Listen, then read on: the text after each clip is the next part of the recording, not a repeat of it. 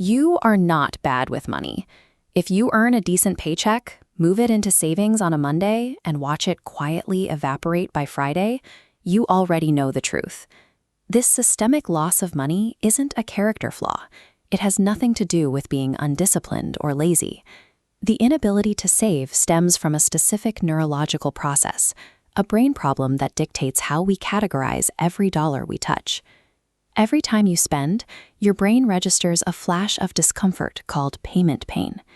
But when banking becomes smooth and invisible, that discomfort disappears, and your brain stops noticing the loss of resources.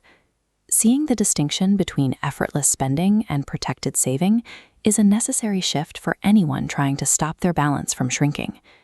This psychological trap is most visible in the lives of those managing daily household logistics. Because these roles, often filled by women, involve a high frequency of minor errands, they are exposed to a constant stream of small, frictionless spending moments. It is a relentless volume of microtransactions, grocery runs, kids' activities, school gifts, and the small subscriptions required to keep a family functioning. While the number of these logistical purchases is high, the psychological weight of each individual swipe is almost non-existent. Because a coffee or a quick online order feels harmless in the moment, the brain's natural financial defense mechanisms never trigger.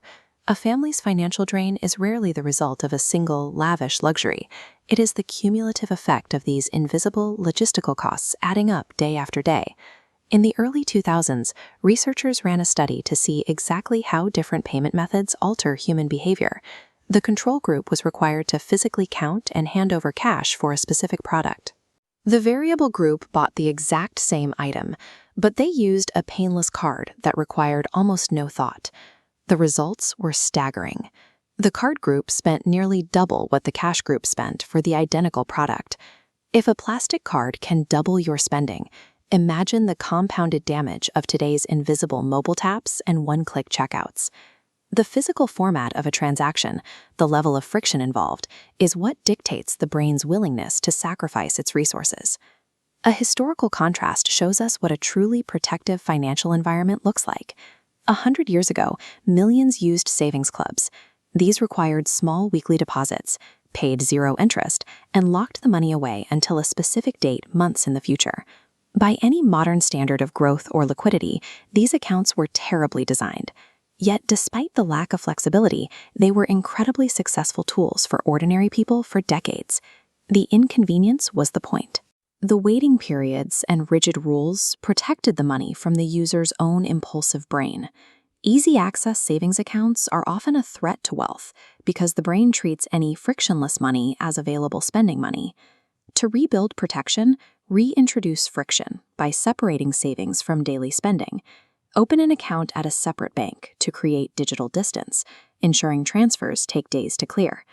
Automate routing so money leaves instantly, then remove the app so the balance remains unseen.